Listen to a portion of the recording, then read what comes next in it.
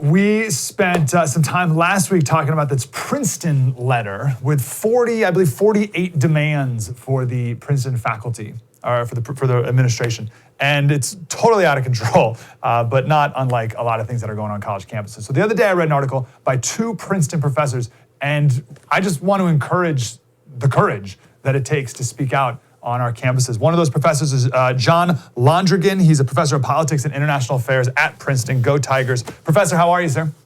Very well. How are you today? I'm really glad you're here. You wrote this open letter saying that, tongue-in-cheek, that we should cancel Democrats, and you went through all the things, the racist things that Democrats have done in history. A couple years ago, you signed a letter defending freedom of speech and the importance of it. How do you still have a job, sir? Well, there is the tenure system. You're protected. Even then, are you worried? In all seriousness, are you worried about being fired or any other professional ramifications for speaking out? Well, I'm sure there are a lot of faculty who are concerned about fitting in and going with the herd. That's a problem. My view of the matter is that tenure allows somebody with average morals to do the right thing. And in your case, I like that line. There's always the concern that, gee, there should be more people doing the right thing. Yeah. Why aren't there? I think there's probably some pressure to conform. To be fair to my colleagues, we're all very busy. We have a lot of things to do. And so it's quite easy, if everyone around you agrees about something, to just sign on. If a petition came around your neighborhood about doing something with a local park, and all your neighbors were for it, you probably wouldn't look deeply into it. You might just sign. And so there's an element to just go along.